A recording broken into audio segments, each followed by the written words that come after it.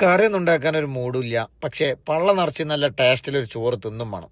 അങ്ങനെ ആഗ്രഹമുള്ള ആൾക്കാരുണ്ടെങ്കിൽ വീഡിയോ മുഴുവനായിട്ട് കണ്ടോളിട്ടോ.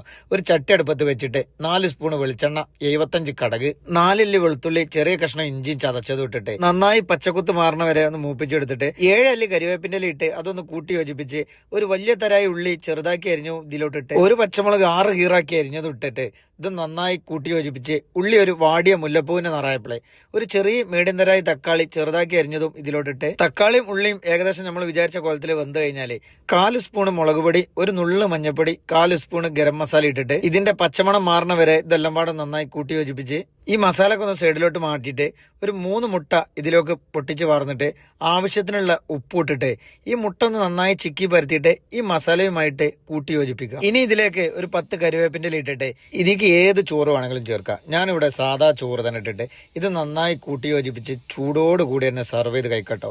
ഇതിക്ക് ഇനി വേറെ കറിയും കൂട്ടാൻ്റെ ഒന്നും ഒരാവശ്യമില്ല. നല്ലൊരു ലഞ്ച് കഴിച്ച ഫീൽ കിട്ടും. അപ്പോൾ ഇന്നൊക്കെ ലൈക്കണം. അൽഹംദുലില്ലാ. ബാക്കി അടുത്ത വീഡിയോയിൽ കാണാം.